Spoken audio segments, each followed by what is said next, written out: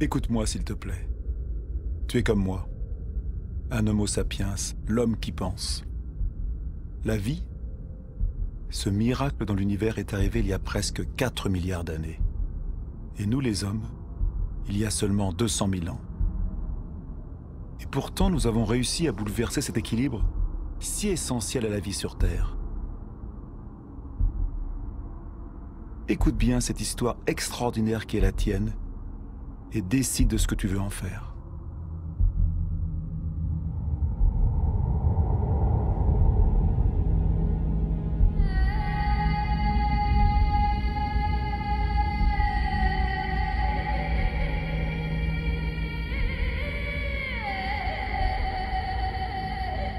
Voici les traces de nos origines. Au commencement, notre planète n'était qu'un chaos de feu.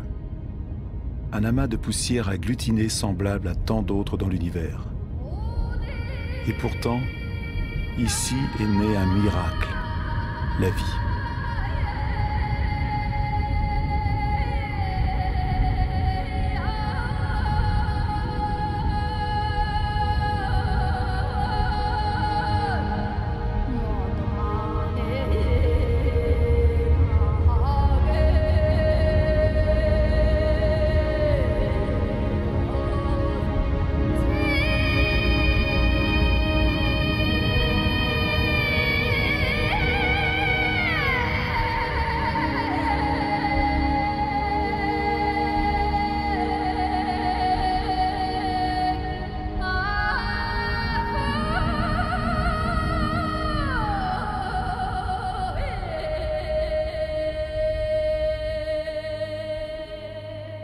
Aujourd'hui, cette vie, notre vie, n'est que le maillon d'une chaîne reliant d'innombrables êtres vivants qui se succèdent depuis près de 4 milliards d'années.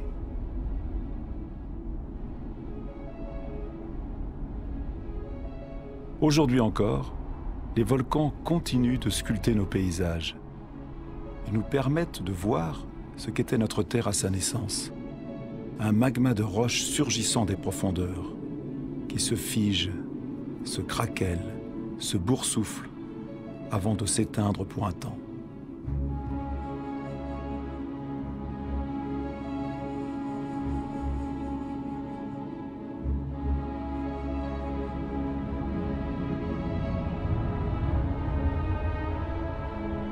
Ces fumées, issues des entrailles de la Terre, sont les traces de l'atmosphère des origines. Une atmosphère dépourvue d'oxygène. Une atmosphère épaisse, pleine de carbone, chargée de vapeur d'eau. Une fournaise.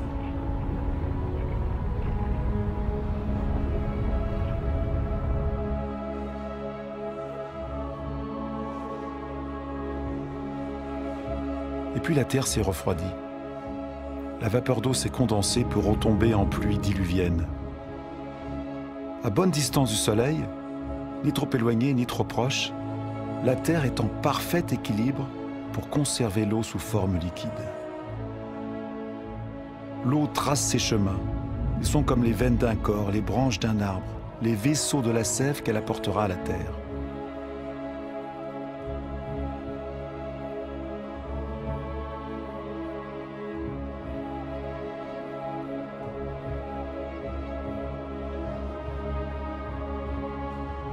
Les rivières arrachent à la roche ces minéraux. Elles les apportent peu à peu à l'eau douce des océans, et les océans se chargent de sel.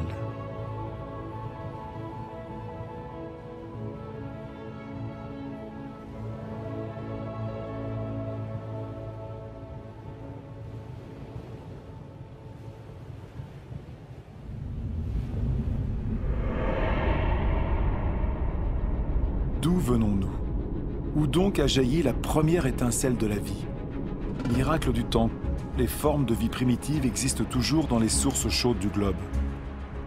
Ce sont elles qui leur donnent leur couleur. On les appelle les archébactéries.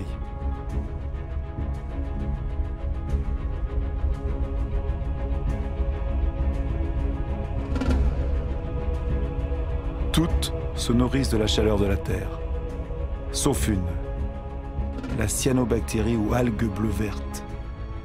Elle seule a la capacité de se tourner vers la lumière du soleil pour capter son énergie. Elle est un des ancêtres majeurs de toutes les espèces de plantes d'hier et d'aujourd'hui. Cette petite bactérie et ses milliards de descendants vont changer le destin de notre planète. Ils vont transformer son atmosphère. Où est le carbone qui remplissait le ciel? Il est toujours là, mais il est emprisonné dans les roches qui couvrent la Terre. Ici, s'étendait autrefois un océan peuplé de minuscules organismes. Ils puisaient le carbone dissous de l'atmosphère pour fabriquer leurs coquilles. Ces strates de roches, ce sont ces coquilles accumulées de ces milliards d'organismes microscopiques.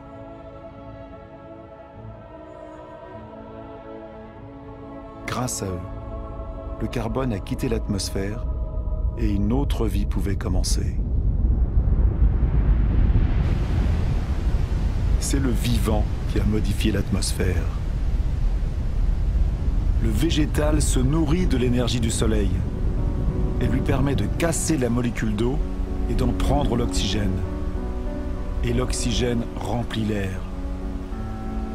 Le cycle de l'eau sur la Terre est un éternel recommencement. Chute, vapeur d'eau, nuages, pluie, sources, rivières, fleuves, mers, océans, glaciers. Jamais le cycle ne se rompt. C'est toujours la même quantité d'eau sur la Terre. C'est la même que boivent toutes les espèces qui se sont succédées. Incroyable matière que l'eau, l'une des plus instables entre toutes. Elle prend la forme liquide de l'eau courante, gazeuse de la vapeur d'eau ou solide de la glace. En Sibérie, la surface glacée des lacs en hiver porte les traces des forces que l'eau déploie en gelant. Plus légère que l'eau, la glace flotte.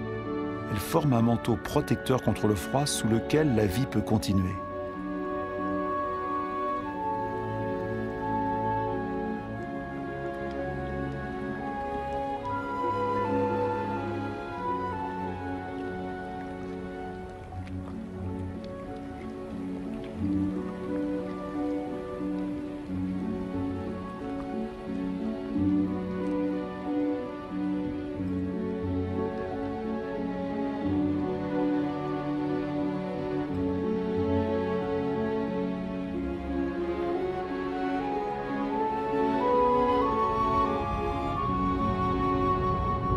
Le moteur de la vie, c'est le lien.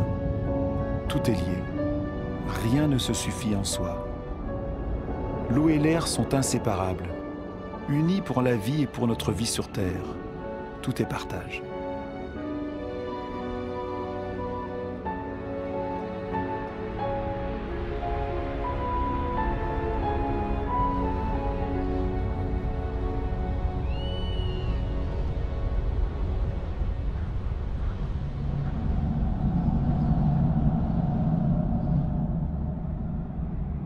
Cette lointaine tache verte, à la percée des nuages, est la source de l'oxygène de l'air. Les 70% de ce gaz indispensable à nos poumons proviennent des algues qui colorent la surface des océans. Notre Terre repose sur un équilibre où chacun a sa place, n'existe que dans l'existence de l'autre. Un équilibre subtil, fragile, qu'un rien peut rompre.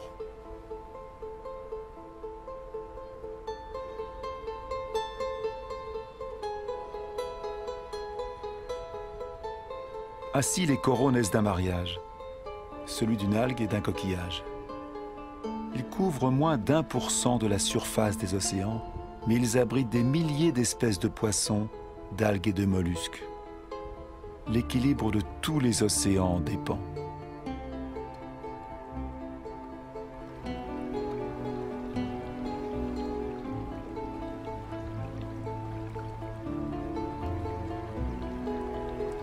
La Terre ne calcule le temps qu'en milliards d'années.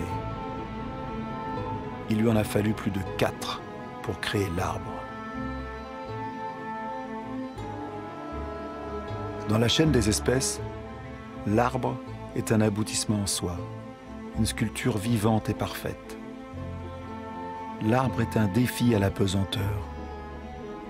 Il est le seul élément naturel en mouvement perpétuel vers le ciel. Il croît sans hâte vers la lumière dont son feuillage se nourrit.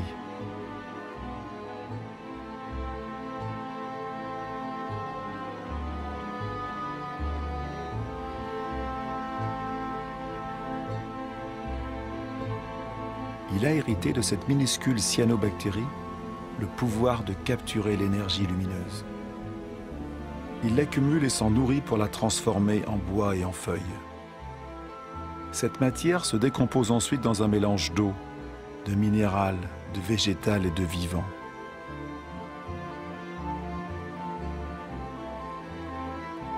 Et ainsi, peu à peu, se forment les sols.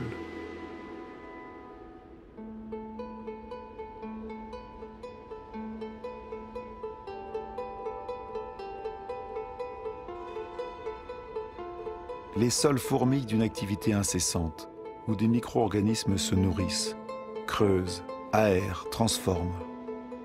Ils fabriquent l'humus, ce manteau fertile auquel toute vie est liée sur les continents.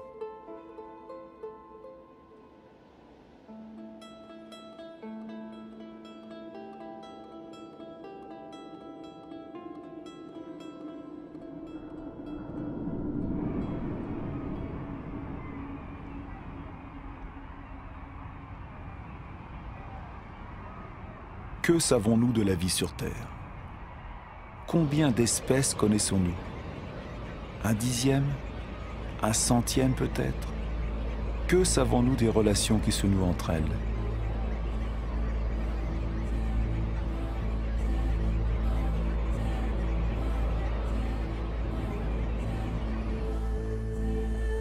La Terre est un miracle. Le vivant reste un mystère.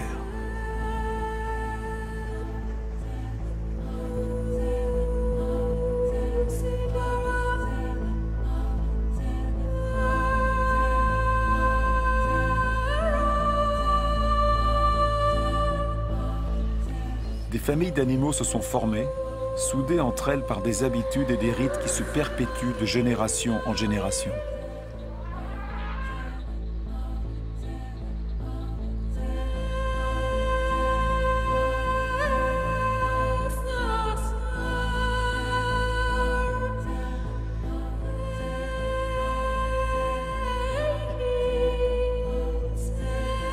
Certains se sont adaptés à la nature de leur pâturage, et leur pâturage s'est adapté à eux. Chacun y trouve son compte, l'animal pour sa faim, l'arbre pour de nouveaux bourgeons.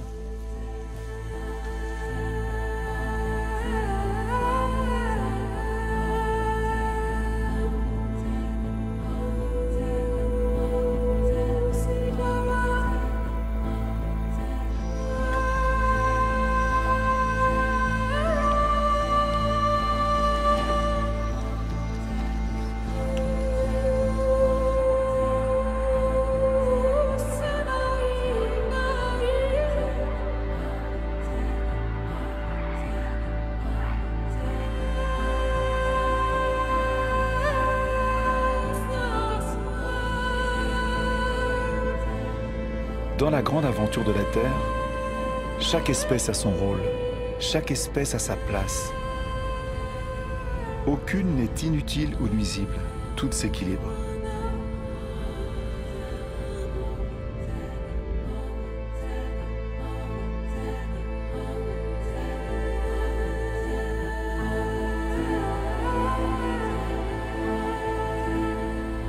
Et c'est là que toi, oui toi, Homo sapiens, l'homme qui pense, tu apparais dans cette histoire.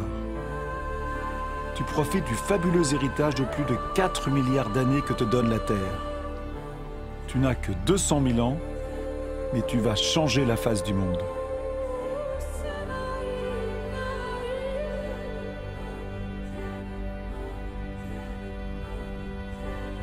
Pourtant fragile, tu vas conquérir tous les milieux, prendre possession de territoires entiers, comme aucune autre espèce ne l'avait fait avant toi.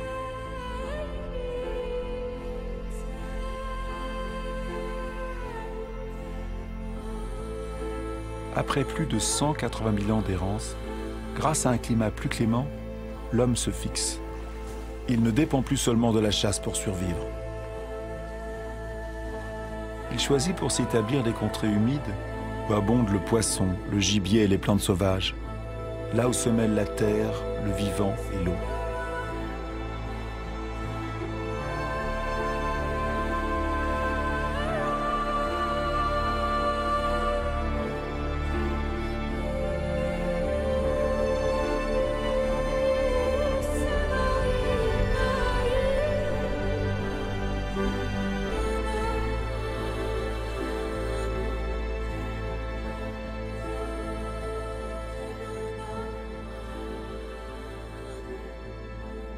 Aujourd'hui encore, la majeure partie de l'humanité vit le long des côtes, sur les rives des fleuves, des rivières et des lacs.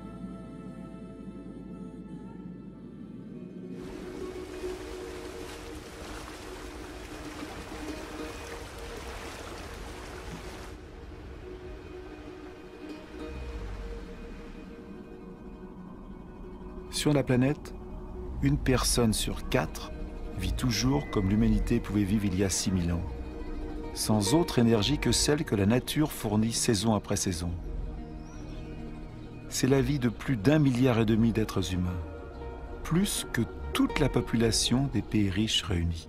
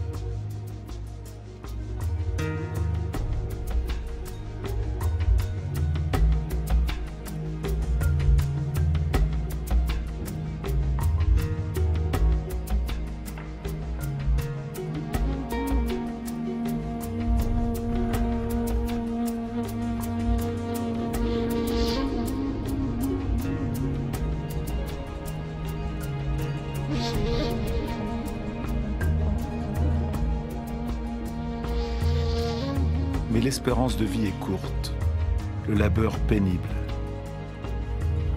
Les aléas de la nature pèsent sur l'existence quotidienne. L'éducation est rare. Les enfants sont la seule richesse, tant l'homme a besoin de bras pour assurer sa subsistance.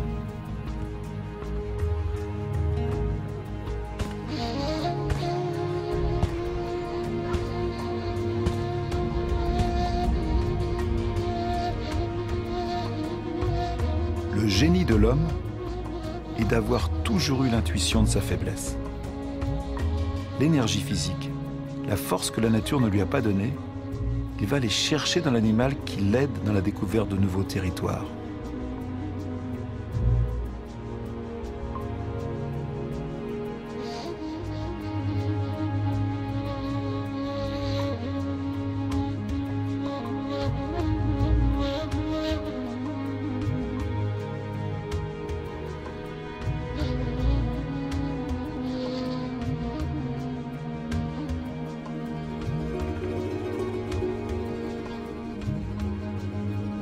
Mais comment conquérir le monde, la faim au ventre? L'invention de l'agriculture a bouleversé notre histoire. C'était il y a moins de 10 000 ans. Elle fut notre première grande révolution.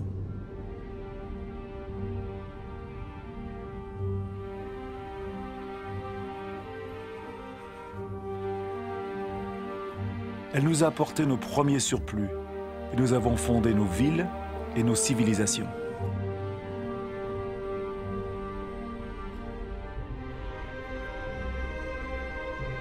Le souvenir des millénaires de cueillettes sauvages s'est effacé. Les céréales dont nous avons fait le levain de notre vie, nous en avons multiplié les variétés. Nous avons appris à les marier avec nos terroirs et nos climats.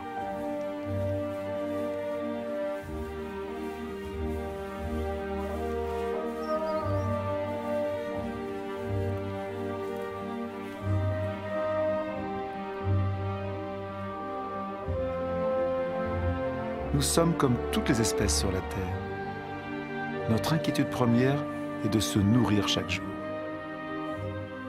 Quand le sol est moins généreux et l'eau plus rare, nous savons déployer des prodiges pour extraire de la terre notre subsistance.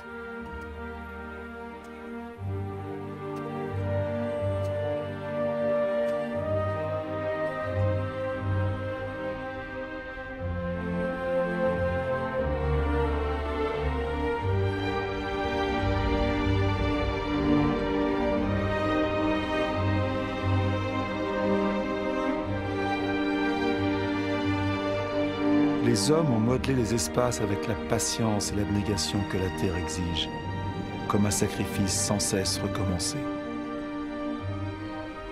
L'agriculture est toujours le premier métier du monde. La moitié de l'humanité cultive encore la terre, et plus des 3/4 le fait à la main.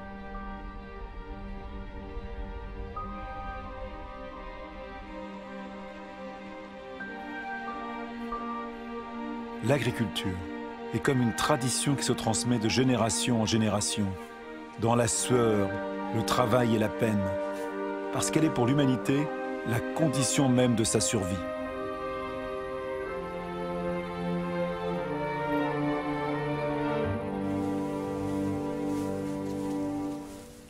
Cette énergie que l'homme cultive à la force de ses bras, il va la faire jaillir un jour des profondeurs de la terre.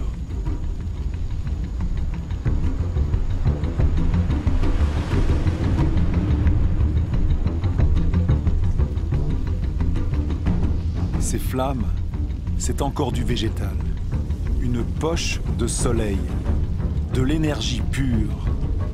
L'énergie du soleil captée pendant des millions d'années par des millions de végétaux il y a plus de 100 millions d'années. C'est le charbon, c'est le gaz et c'est surtout le pétrole.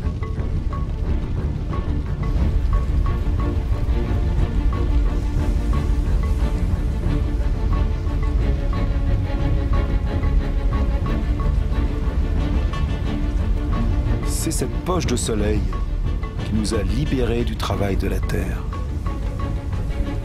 Avec le pétrole, s'est ouvert le temps de l'homme qui s'affranchit du temps. Avec le pétrole, certains d'entre nous ont connu un confort comme jamais l'humanité n'en a bénéficié. Et en 50 ans, nous avons modifié la Terre plus rapidement que tous les hommes qui nous ont précédés.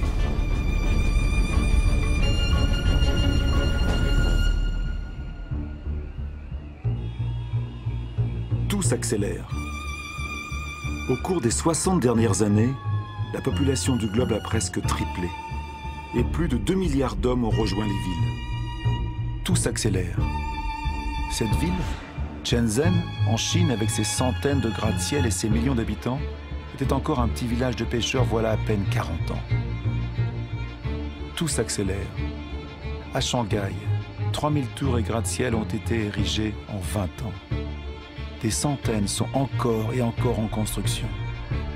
Aujourd'hui, sur 7 milliards d'humains, plus de la moitié vit dans les villes.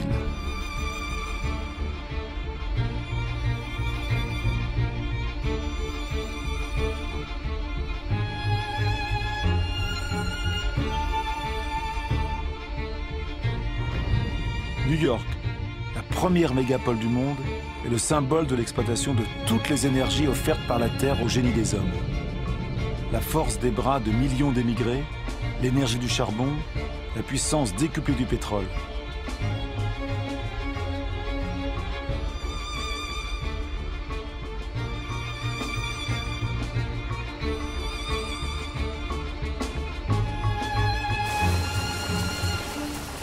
L'Amérique a été la première à utiliser la puissance nouvelle et prodigieuse de l'or noir. Dans les campagnes, les machines ont remplacé les hommes. 1 litre de pétrole fournit autant d'énergie que 100 paires de bras pendant 24 heures. Mais dans le monde, seulement 3% des paysans disposent d'un tracteur. Cependant, leur production domine la planète. Aux États-Unis, il ne reste plus que 3 millions de fermiers. Leur seule production céréalière pourrait nourrir 2 milliards de personnes. Mais ici, comme dans tous les pays industrialisés, ces céréales sont d'abord transformées en nourriture pour le bétail et en agrocarburants.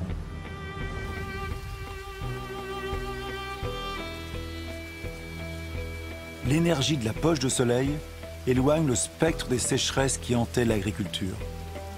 Aucune source d'eau n'échappe à une agriculture qui prélève 70% de l'eau consommée par toute l'humanité. Dans la nature, tout est lié. L'extension des surfaces cultivées et les monocultures drainent une faune encore plus grande de parasites. Les pesticides, autre cadeau de la pétrochimie, les exterminent. Adieu les mauvaises récoltes et les menaces de famine. L'agriculture produit tant qu'il faut désormais gérer les surplus.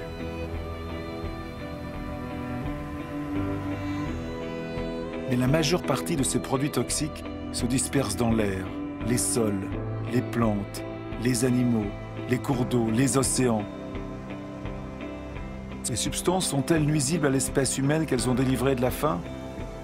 Ces agriculteurs, protégés par leur combinaison jaune, le savent sûrement.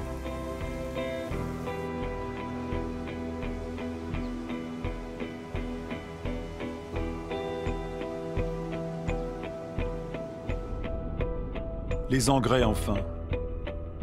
Ils sont encore issus de l'industrie pétrolière. Ils apportent une fertilité inespérée à n'importe quelle parcelle délaissée par les hommes.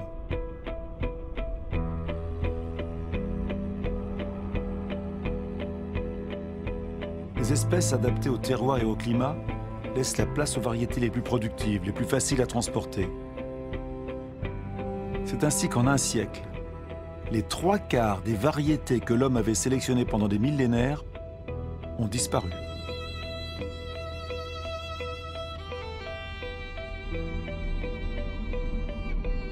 À perte de vue, engrais dessous, plastique dessus, les serres du désert d'Almeria sont le potager de l'Europe. Une ville de légumes bien calibrée attend chaque jour les centaines de camions qui vont les porter dans les supermarchés.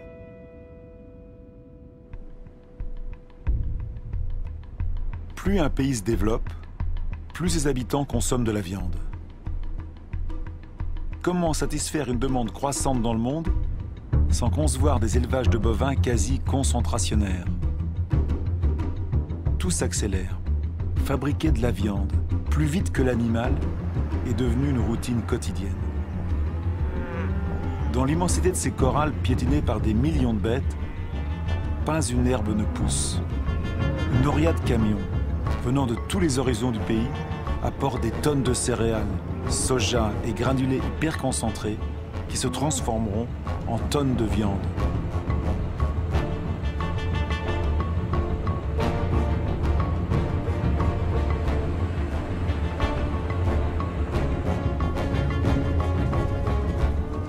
Bilan, il faut 100 litres d'eau pour produire 1 kg de pommes de terre, 4 000 pour 1 kg de riz, 13 000 pour 1 kg de bœuf, sans compter le pétrole pour sa production et son transport.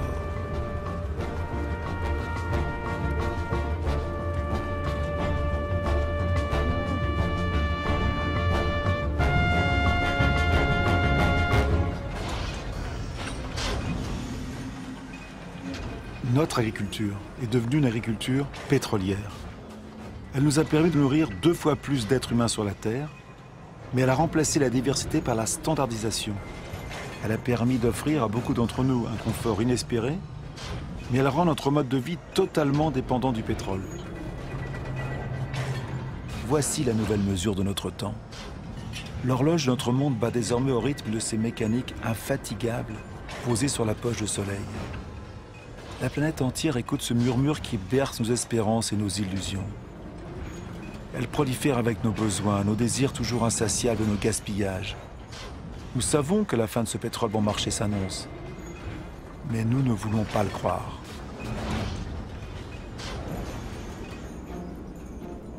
Pour beaucoup d'entre nous, le rêve américain s'incarne dans le nom d'une cité emblématique, Los Angeles.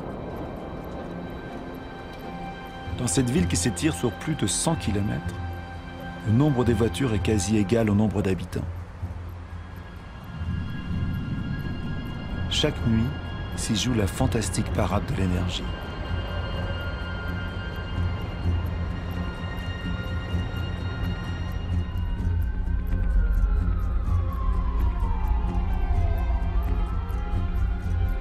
les jours ne semblent plus être que le pâle miroir de ces nuits qui font de la ville un ciel étoilé.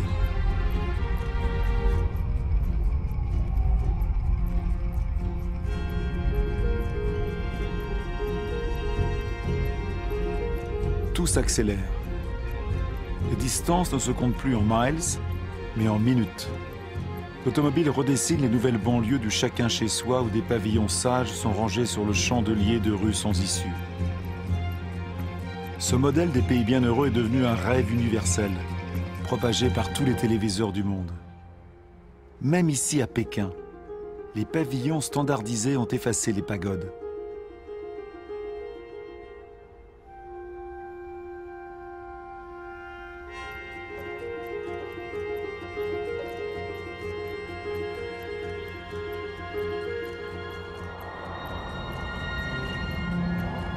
L'automobile est devenu le symbole des sociétés du bien-être et du progrès. Si ce modèle était suivi par tous, la planète compterait non plus 900 millions de véhicules, mais 5 milliards.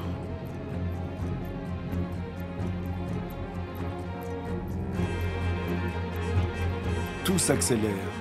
Plus le monde se développe, plus la soif d'énergie croît. Partout des machines fouillent, retournent, arrachent à la terre les minerais enfouis dans ses profondeurs depuis sa création.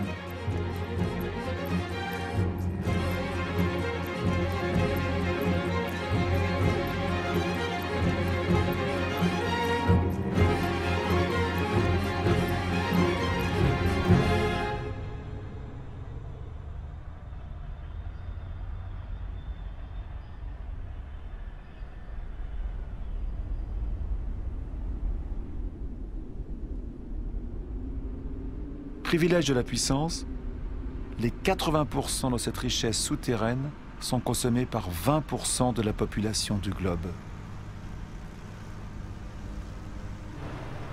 Avant la fin du siècle, cette exploitation sans mesure aura épuisé la quasi-totalité des réserves de la planète.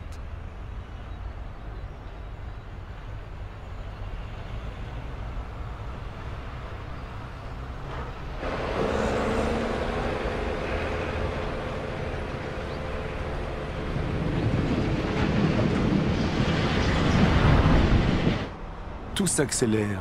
Les chantiers navals fabriquent à la chaîne pétroliers, porte-conteneurs, méthaniers pour transporter une production industrielle mondialisée.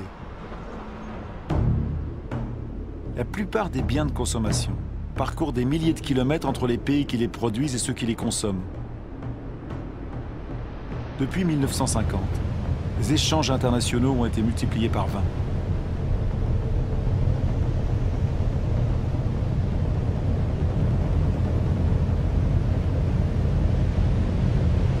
« 90% de ces échanges transitent par la voie maritime. 500 millions de conteneurs sont transportés chaque année. Ils rejoignent les grands centres de consommation du monde, comme Dubaï. Dubaï est une sorte d'aboutissement du modèle occidental. C'est le pays où même l'impossible devient possible, comme de dessiner des îles sur la mer. Dubaï a peu de ressources naturelles. Mais avec l'argent du pétrole, elle peut faire venir des millions de tonnes de matériaux, des ouvriers du monde entier et édifier les gratte-ciels les plus hauts du monde.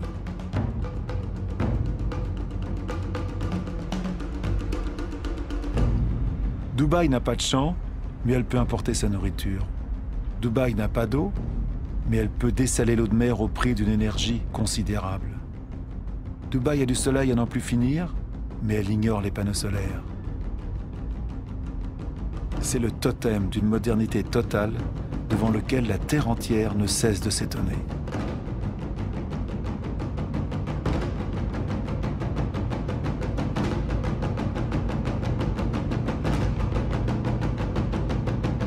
Dubaï est comme le nouveau phare de tout l'argent du monde.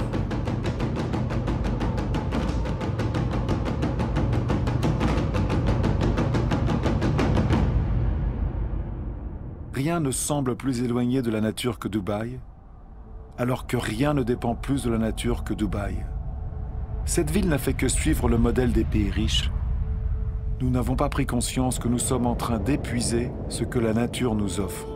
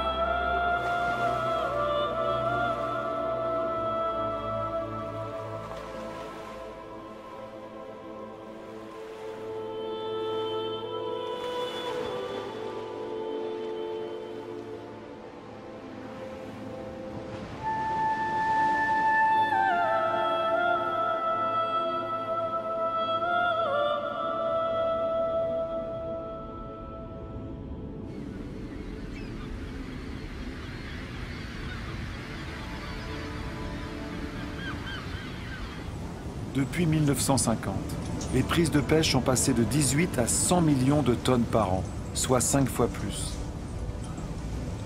Des milliers de bateaux-usines vident les océans. Les 3/4 des zones de pêche sont épuisées, en déclin ou à la limite de l'être. La plupart des grands poissons a disparu, faute d'avoir eu le temps de se reproduire.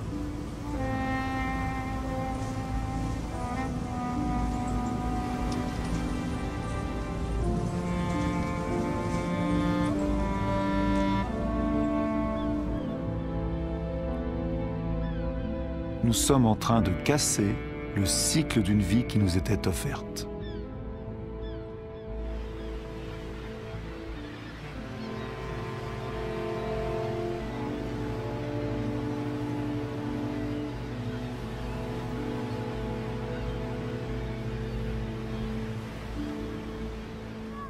Au rythme actuel des prises, l'ensemble des ressources de pêche est menacé d'épuisement. Et pourtant, le poisson est l'aliment de base d'un homme sur 5 sur la planète.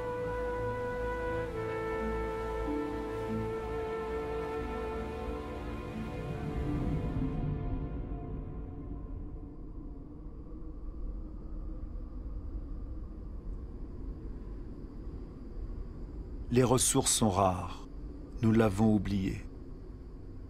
500 millions d'hommes habitent les contrées désertiques du monde, davantage que toute la population européenne réunie. Ils connaissent la valeur de l'eau. Ils savent aussi l'utiliser avec économie. Ici, ils dépendent de puits alimentés par une eau fossile, accumulée dans le sol lorsque la pluie tombait encore dans ces déserts. Elle a 25 000 ans.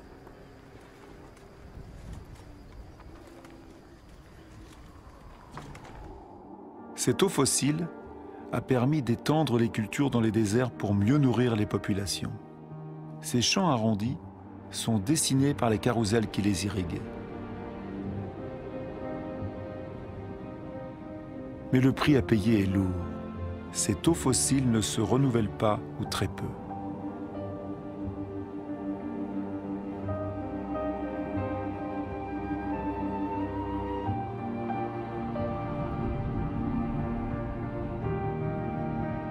En Arabie Saoudite, le rêve d'une agriculture industrielle dans le désert s'efface.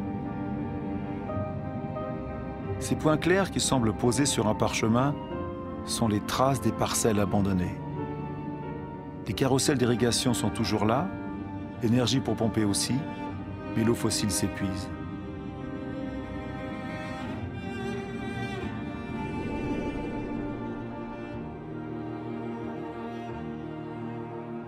Israël a fait d'un désert un pays agricole.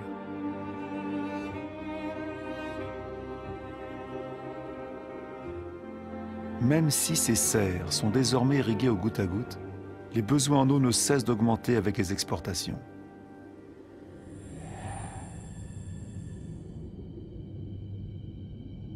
La rivière du Jourdain n'est plus qu'un mince filet d'eau. Son eau s'en est allée, en partie dans des barquettes de légumes ou de fruits, vers les supermarchés du monde.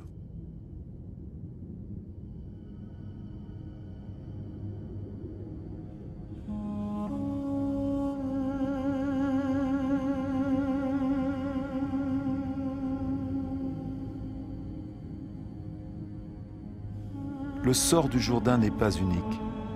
Sur la planète, un grand fleuve sur 10 n'atteint plus la mer pendant plusieurs mois par an.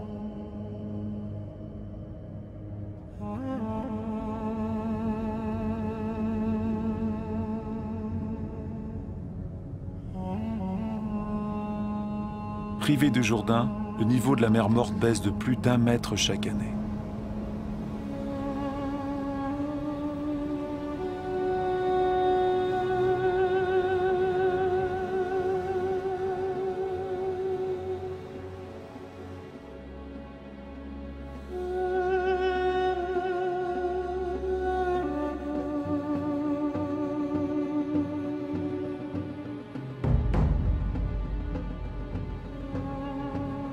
L'Inde risque d'être le pays le plus touché par le manque d'eau au cours de ce siècle.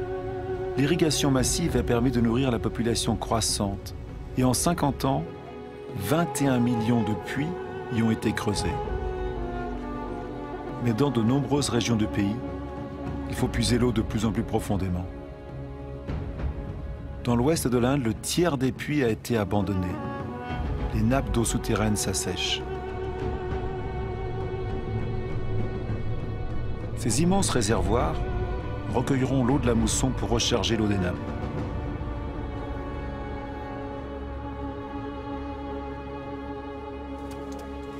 Pendant la saison sèche, les femmes des villages les creusent à la main.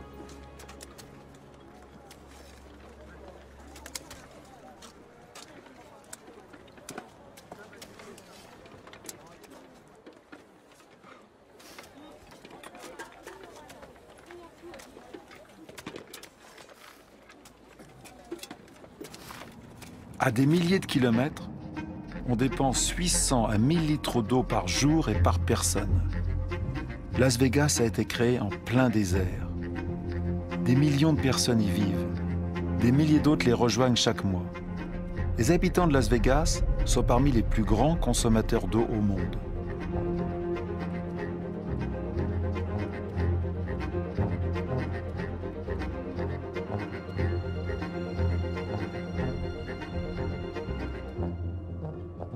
Palm Springs est une autre ville du désert, avec sa végétation de pays humide et ses impeccables parcours de golf. Mais combien de temps ce mirage peut-il prospérer? Combien de temps?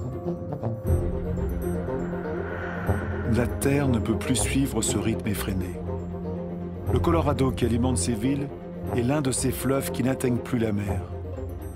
Le niveau des lacs de réserve aménagés sur son cours s'effondre.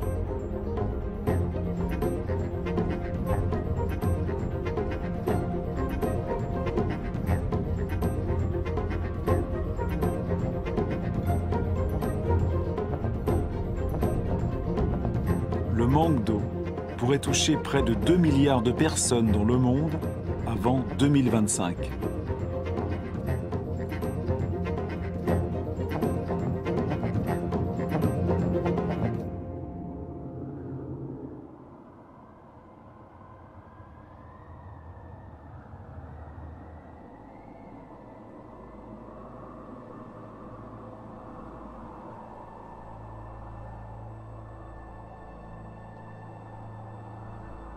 Les zones humides couvrent 6% de la surface de la planète.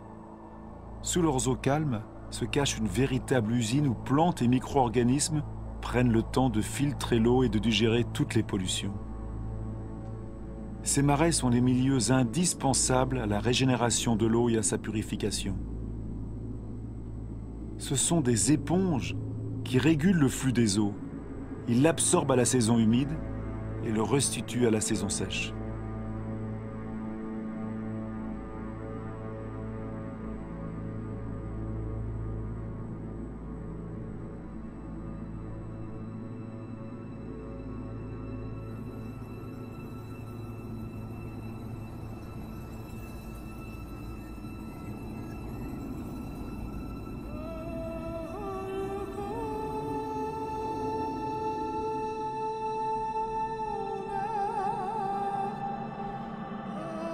Dans notre course à la conquête des terres, nous les avons accaparées pour faire paître notre bétail, pour l'agriculture, pour y construire nos maisons.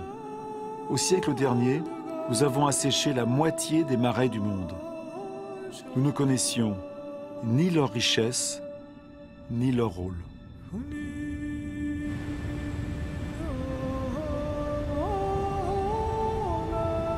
Tout est vivant, tout est lié. L'eau, l'air, le sol, les arbres, toute la magie du monde se déroule sous nos yeux.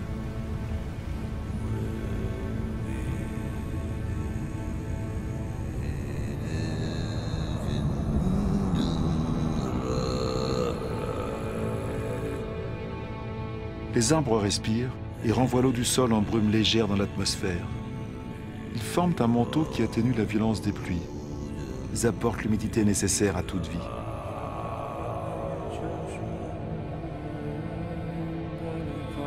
Les forêts stockent le carbone.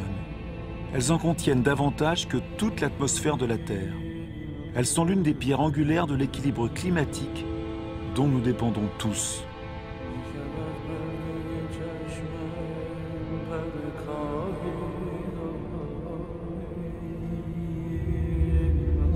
les arbres des forêts primaires abritent les 3/4 de la biodiversité de la planète, c'est-à-dire de tout ce qui vit sur Terre.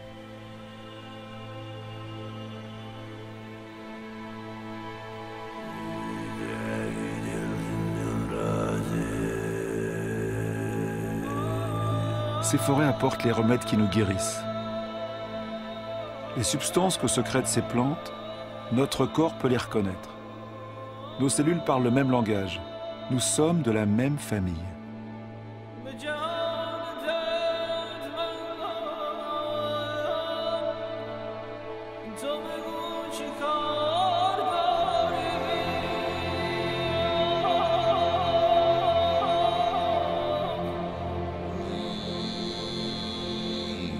Mais en à peine 40 ans, la plus grande forêt de la planète, l'Amazonie, a perdu 1/5 de sa surface.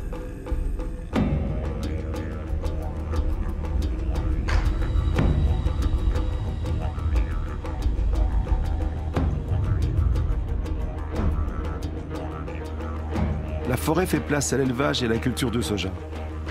95% de ce soja servira à nourrir le bétail et les volailles d'Europe et d'Asie.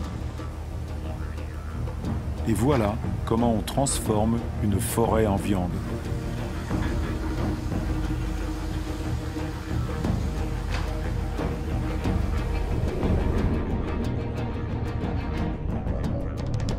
Bornéo, la 4e plus grande île du monde, est découverte voilà à peine 20 ans d'une vaste forêt primaire. Au rythme de la déforestation actuelle, elle risque de disparaître totalement avant 10 ans.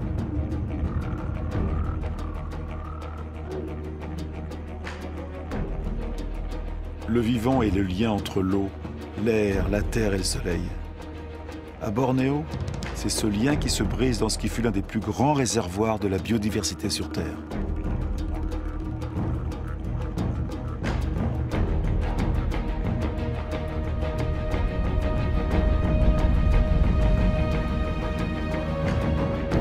La raison de ce désastre. Bornéo s'est tourné vers la production d'huile de palme, l'une des huiles les plus productives et les plus consommées au monde. Une grande partie de l'huile de palme alimente notre demande croissante en produits alimentaires, mais aussi en cosmétiques, en détergents et de plus en plus en agrocarburants. La diversité de la forêt a fait place à une seule espèce, le palmier à huile. Pour la population locale, c'est une source d'emploi. C'est de l'industrie agricole.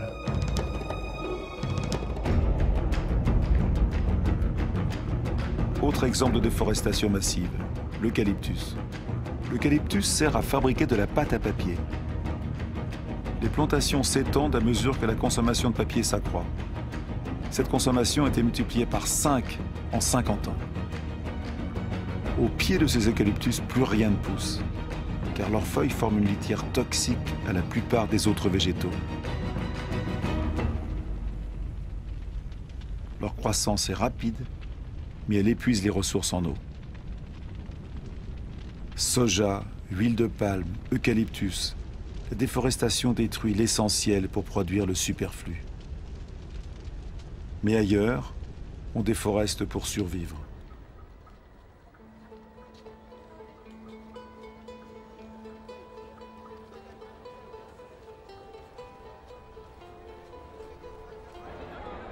Plus de 2 milliards de personnes sur la planète dépendent encore du charbon de bois, près du tiers de la population mondiale.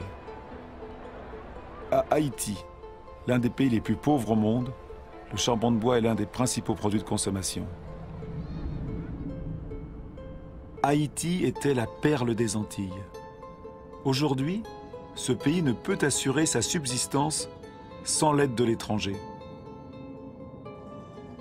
Sur les collines d'Haïti, il ne reste plus que 2% des forêts. Mis à nu, le sol n'est plus retenu. Emporté avec les eaux de pluie, il dévale les collines et ruisselle jusqu'à la mer. Les sols sont de moins en moins cultivables.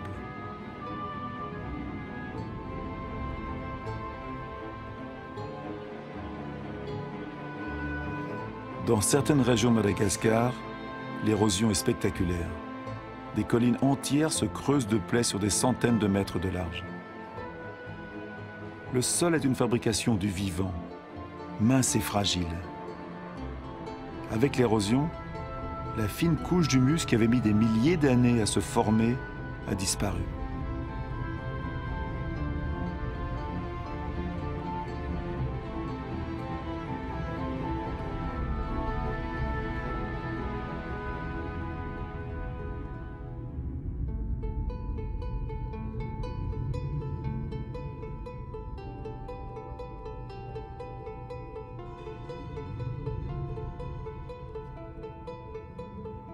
Voici une théorie de l'histoire des Pasquans sur l'île de Pâques. Elle peut peut-être nous amener à réfléchir. Ici, sur l'île la plus isolée au monde, les habitants ont exploité leurs ressources jusqu'au bout. Leur civilisation n'y a pas survécu. Il y avait sur ces terres les palmiers les plus hauts du monde. Ils ont disparu. Les Pasquans les ont exploités jusqu'au dernier.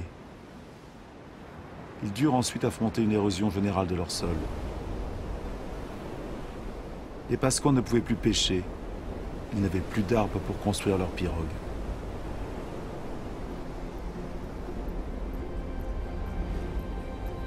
Pourtant, ils furent l'une des plus brillantes civilisations du Pacifique. Des agriculteurs habiles, des sculpteurs, des navigateurs exceptionnels.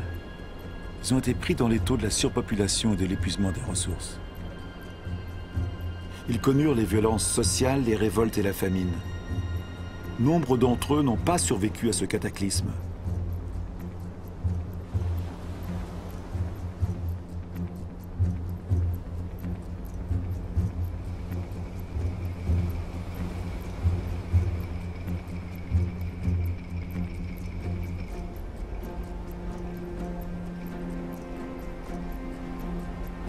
Le vrai mystère de l'île de Pâques n'est plus de savoir comment sont arrivées ces étranges statues sur l'île. C'est de comprendre pourquoi les Pasquans n'ont pas réagi à temps.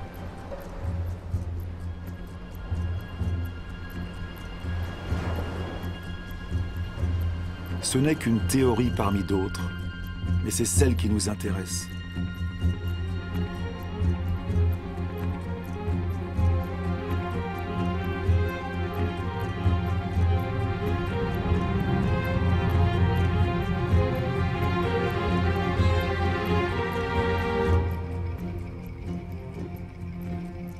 Depuis 1950, la population mondiale a presque triplé.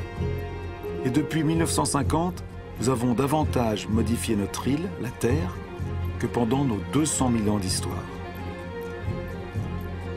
Le Nigeria est le premier pays exportateur de pétrole du continent africain. Pourtant, 70% de la population vit sous le seuil de pauvreté. La richesse est là, mais les habitants n'y ont pas accès.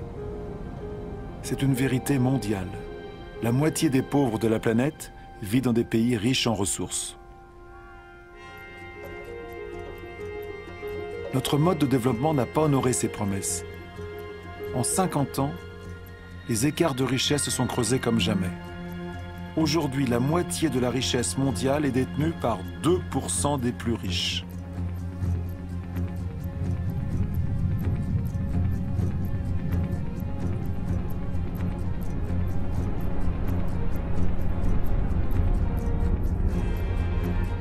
De telles disparités peuvent-elles encore durer? Ce sont ces disparités qui provoquent des mouvements de population dont nous n'avons pas vraiment pris conscience. La ville de Lagos comptait moins de 700 000 habitants en 1960 et elle en comptera 16 millions en 2025. Lagos est l'une des mégapoles qui croît le plus vite au monde. Ces nouveaux citadins sont principalement des paysans, contraints de fuir les campagnes à cause des difficultés économiques, de la démographie et de la disparition des ressources. Cette croissance urbaine est tout à fait nouvelle, car elle a pour moteur la pauvreté et non la richesse.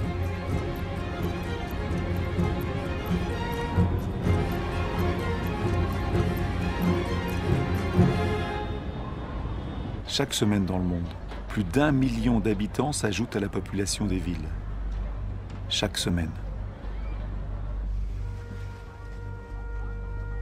Un être humain sur 6 vit aujourd'hui dans un habitat précaire, insalubre, surpeuplé, sans accès aux installations nécessaires à la vie courante eau, toilettes, électricité.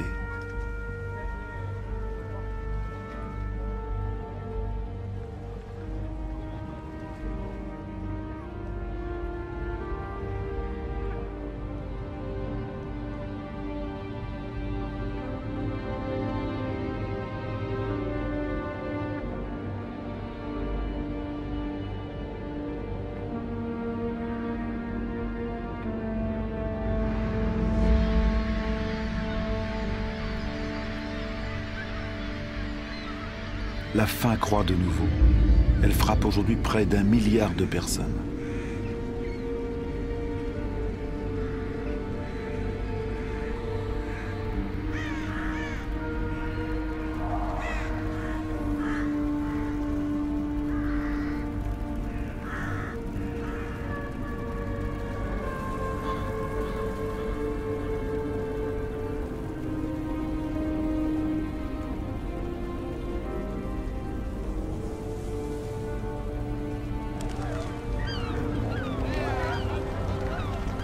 Dans les poubelles du monde, les plus pauvres fouillent pour leur survie, tandis que nous continuons à creuser en quête des ressources que nous croyons indispensables. Nous cherchons de plus en plus loin, dans des territoires jusqu'ici épargnés et dans des gisements de plus en plus difficiles à exploiter.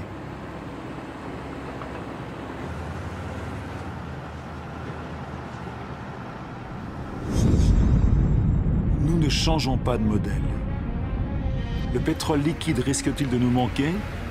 Nous pouvons extraire un pétrole mélangé au sable bitumineux du Canada. Les plus gros camions du monde déplacent le sable par milliers de tonnes. On brasse, on chauffe, on décante. On dépense des millions de mètres cubes d'eau pour séparer le bitume du sable. La dépense d'énergie est colossale, mais la pollution catastrophique. Rien ne semble plus urgent que de vider toutes les poches de soleil.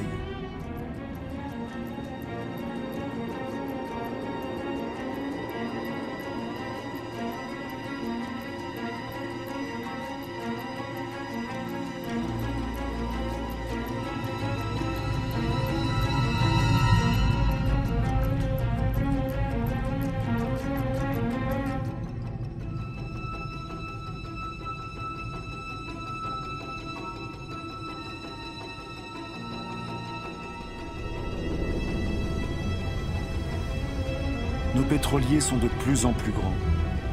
Notre demande en énergie augmente sans cesse. Nous voulons alimenter notre croissance comme un four sans fond, exigeant toujours plus de combustible.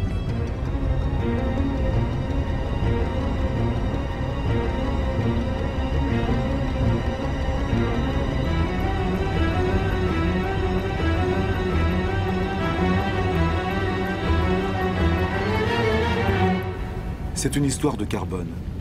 Ce carbone qui faisait de notre atmosphère une fournaise, que la nature avait capté pendant des millions d'années, permettant à la vie de se développer, nous en rejetons une grande partie en quelques décennies. L'atmosphère chauffe. L'image de ce bateau à cet endroit était impossible voilà quelques années à peine. Transport, industrie, déforestation, agriculture, nos activités rejettent des quantités gigantesques de dioxyde de carbone. Sans nous en rendre compte le moins du monde, molécule par molécule, nous avons bouleversé l'équilibre climatique de la Terre. Tous nos regards sont tournés vers les pôles. Nulle part ailleurs on ne voit mieux le changement climatique tant annoncé se réaliser. Il va vite, très vite. Le passage du nord-ouest qui relie à travers le pôle, l'Amérique, l'Europe et l'Asie se libère. La glace de la banquise arctique fond. Sous l'effet du réchauffement, la banquise a perdu 40% de son épaisseur en 40 ans. Sa surface en été se rétrécit d'année en année. Elle pourrait disparaître avant 2030. Certains disent 2015.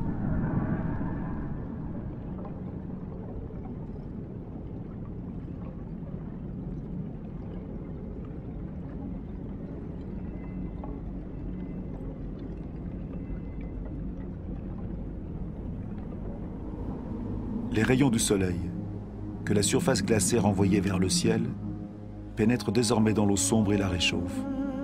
le réchauffement s'accélère.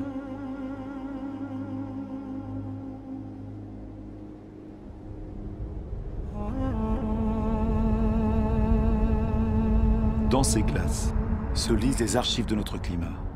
Jamais la concentration en dioxyde de carbone n'a été si élevée depuis plusieurs centaines de milliers d'années. L'homme n'a jamais connu pareille atmosphère.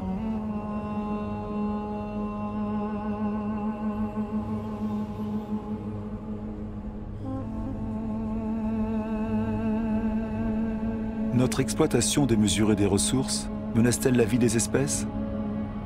Le changement climatique accélère la menace.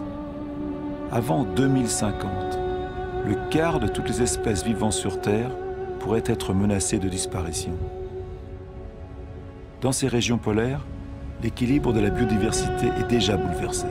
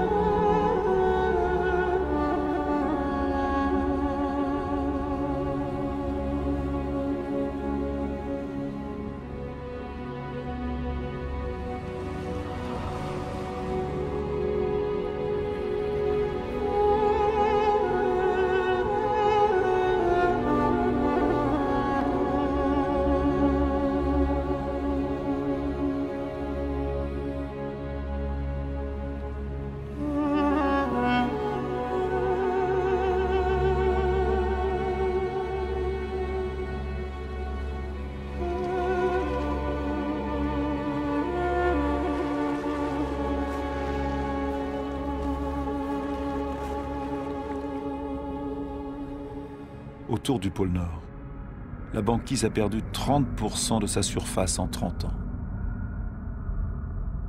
Et avec le réchauffement accéléré du Groenland, c'est l'eau douce de tout un continent qui rejoint l'eau salée des océans.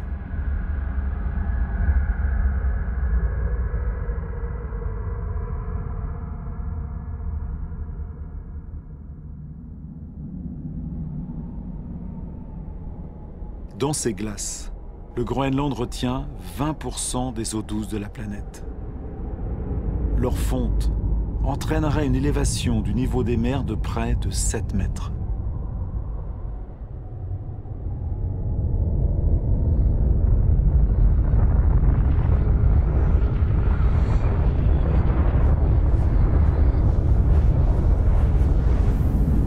Pourtant, aucune industrie n'est installée ici. La calotte du Groenland subit les émissions des gaz à effet de serre rejetés ailleurs sur la Terre. Notre écosystème ne connaît pas les frontières. Où que nous soyons, nos actions se répercutent sur l'ensemble de la Terre. L'atmosphère de notre Terre est une et indivisible. Elle est notre bien commun. À la surface du Groenland, des lacs éclosent dans le paysage. La calotte glaciaire a commencé à fondre à un rythme que même les scientifiques les plus pessimistes n'imaginaient pas il y a moins de 10 ans.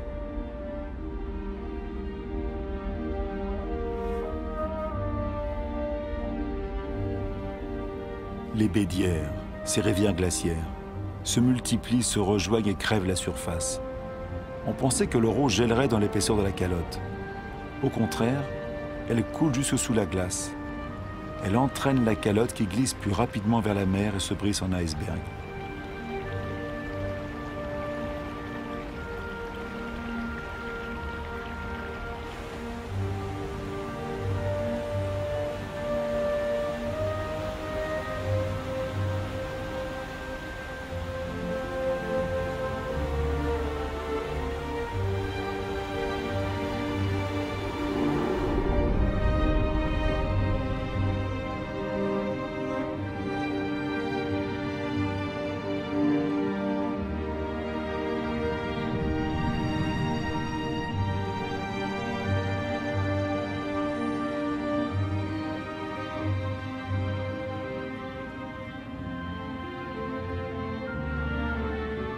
L'eau douce des glaces de Groenland s'ajoute peu à peu à l'eau salée des océans, menaçant les terres basses de la planète.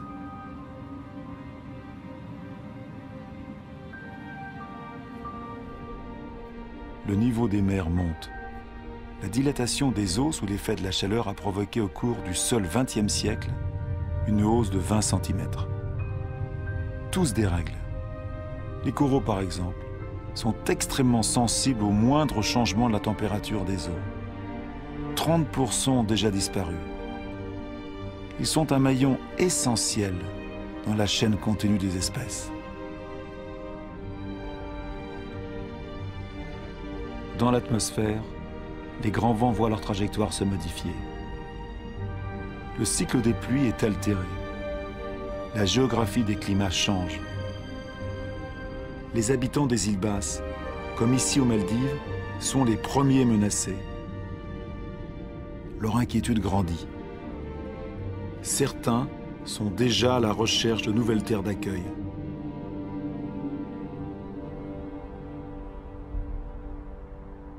Que feront les grandes villes de la planète comme Tokyo, la ville la plus peuplée du monde, si la hausse du niveau des mers continue de s'accélérer? D'année en année, les prévisions des scientifiques sont de plus en plus alarmantes. Les plaines côtières abritent plus de 70% de la population mondiale. 11 des 15 plus grandes villes du monde sont établies sur les côtes ou sur les estuaires des fleuves. Avec la montée des mers, le sel envahirait la nappe phréatique, privant les habitants d'eau potable. Des phénomènes migratoires seront inévitables. La seule incertitude sera leur ampleur.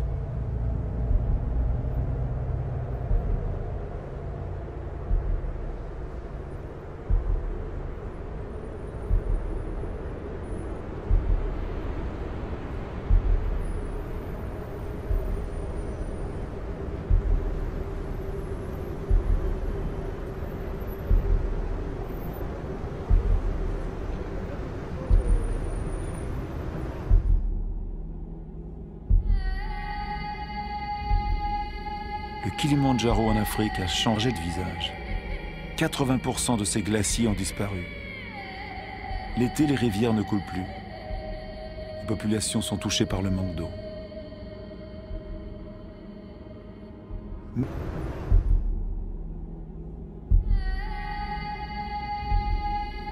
Le Kilimandjaro en Afrique a changé de visage. 80% de ses glaciers ont disparu. L'été, les rivières ne coulent plus. Les populations sont touchées par le manque d'eau.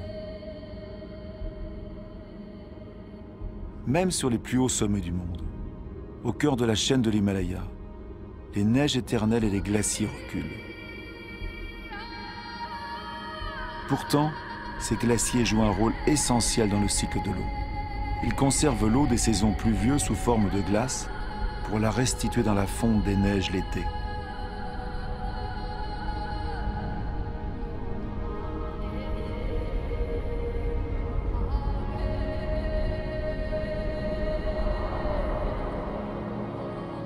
Les glaciers de l'Himalaya sont la source des grands fleuves de l'Asie.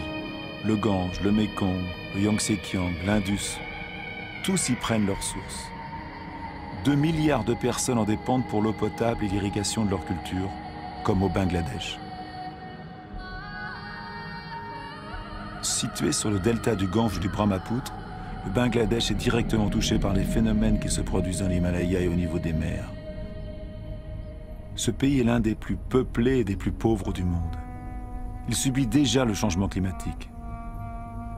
Sous les effets des inondations et des ouragans de plus en plus intenses, un tiers de sa surface pourrait disparaître.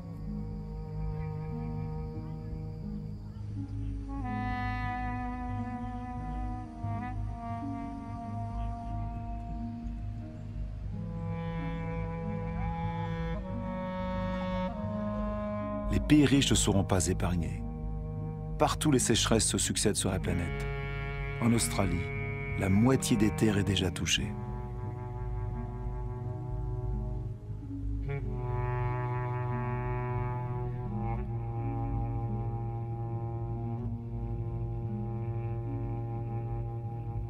Cet équilibre climatique qui a permis notre développement depuis 12 000 ans, nous sommes en train de le compromettre.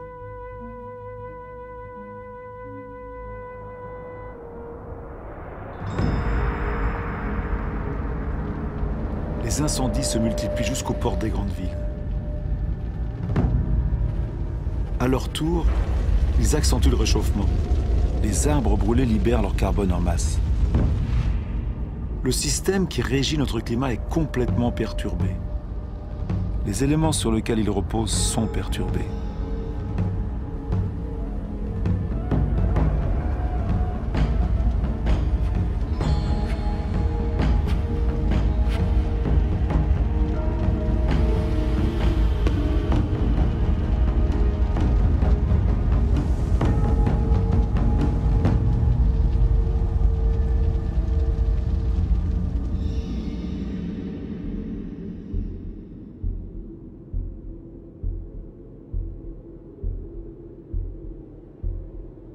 L'horloge du changement climatique est là, dans ces paysages magnifiques. Nous sommes en Sibérie, où comme dans d'autres endroits du globe, il fait si froid que les sols restent gelés en permanence. Ce sol, c'est le permafrost. Sous sa surface se cache une véritable bombe climatique, le méthane. Le méthane est un gaz à effet de serre 20 fois plus puissant que le dioxyde de carbone.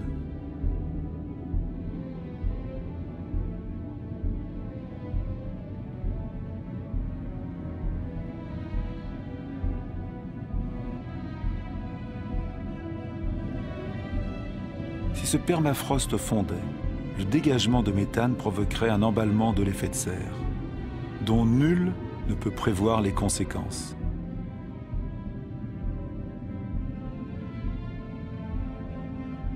Un emballement qui nous emmènerait vers une terre inconnue.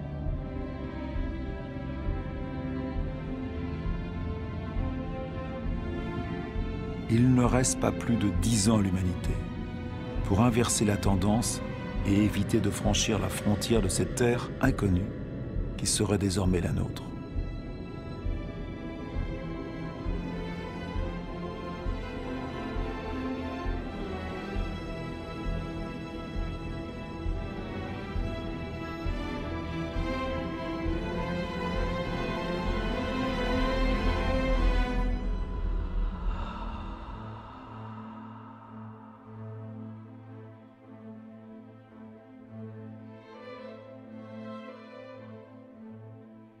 Nous avons engendré des phénomènes qui nous dépassent.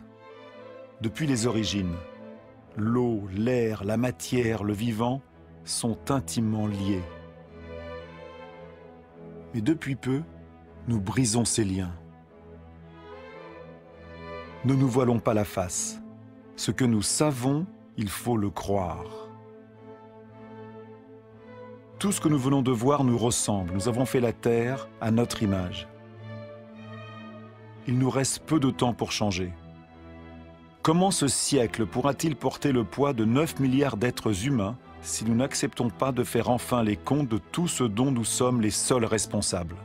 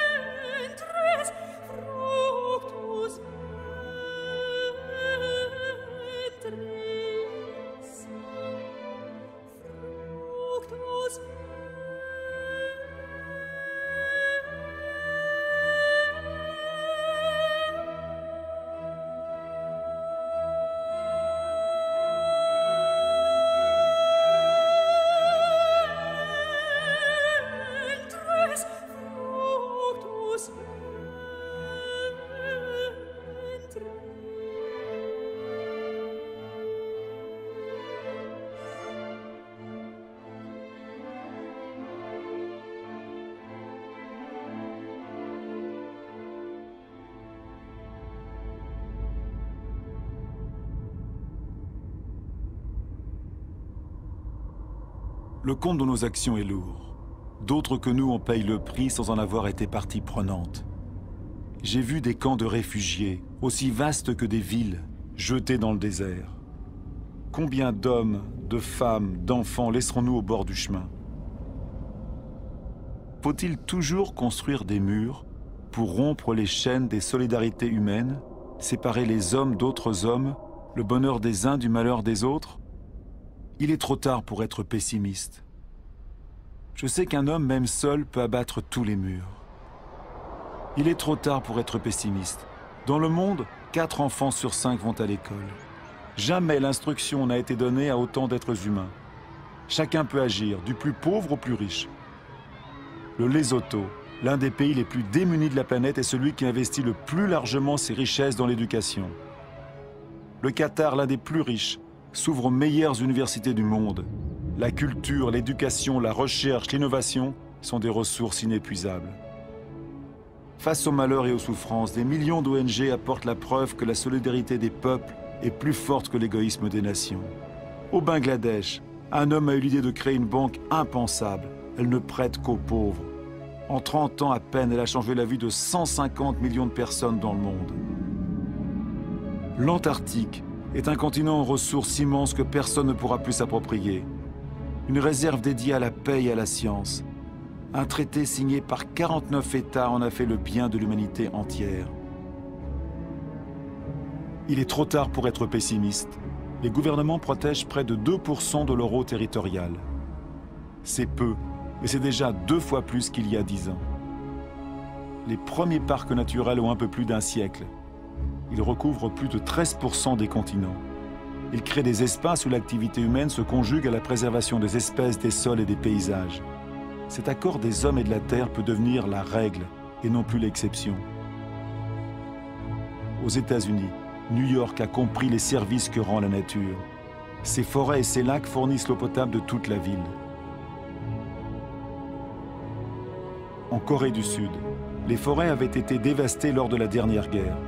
Grâce à un programme national de reboisement, elle couvre de nouveau 65% de la surface du pays. Plus de 75% du papier est recyclé. Le Costa Rica a fait son choix entre dépenses militaires et préservation de son territoire. Le pays n'a plus d'armée. Il a préféré mettre ses ressources dans l'éducation, l'écotourisme et la protection de sa forêt primaire. Le Gabon est l'un des plus grands producteurs de bois au monde. Il a imposé la coupe sélective, pas plus d'un arbre pour chaque hectare. Sa forêt est l'une de ses principales ressources économiques. Mais elle a le temps de se régénérer. Des labels existent qui garantissent la bonne exploitation des forêts. Ils doivent devenir la norme obligatoire. Entre producteurs et consommateurs, la justice est une chance pour tous. Quand le commerce est équitable, qu'il bénéficie à la fois au vendeur et à l'acheteur, chacun peut faire prospérer son travail et en vivre dignement. Quelle justice et quelle équité peuvent-elles s'établir entre ceux qui travaillent à la main et ceux qui engrangent leur récolte à la machine avec l'aide de leurs États? Soyons des consommateurs responsables. Réfléchissons à ce que nous achetons.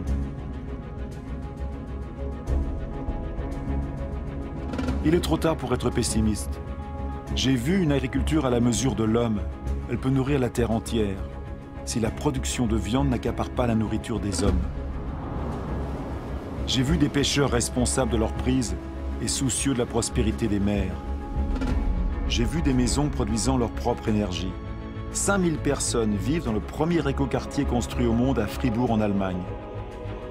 Des villes s'unissent à ce projet. Bombay est la 1000e à les rejoindre.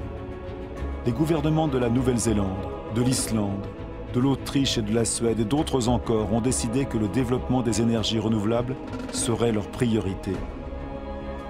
Je sais que 80% de l'énergie que nous consommons viennent des énergies fossiles. Chaque semaine, 2 nouvelles centrales à charbon se construisent rien qu'en Chine.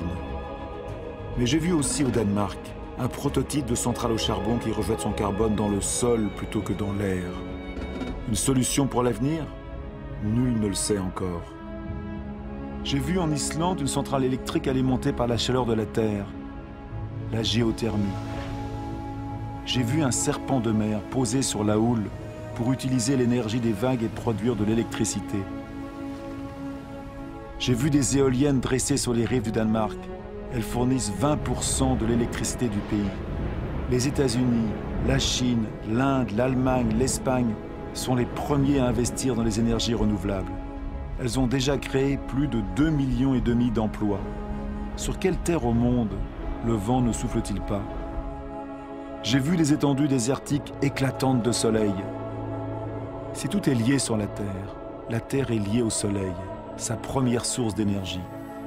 Ce que le végétal a fait en capturant son énergie, les hommes ne peuvent-ils le faire? En 1 heure, le soleil donne à la Terre l'énergie consommée par toute l'humanité en 1 an. Tant que la Terre existe, l'énergie du soleil est inépuisable. Il suffit de cesser de fouiller le sol et de lever les yeux vers le ciel. Il suffit d'apprendre à cultiver le soleil. Toutes ces expériences ne sont que des exemples, mais elles témoignent de l'éveil des consciences. Elles tracent les voies d'une nouvelle aventure humaine fondée sur la mesure, l'intelligence et le partage.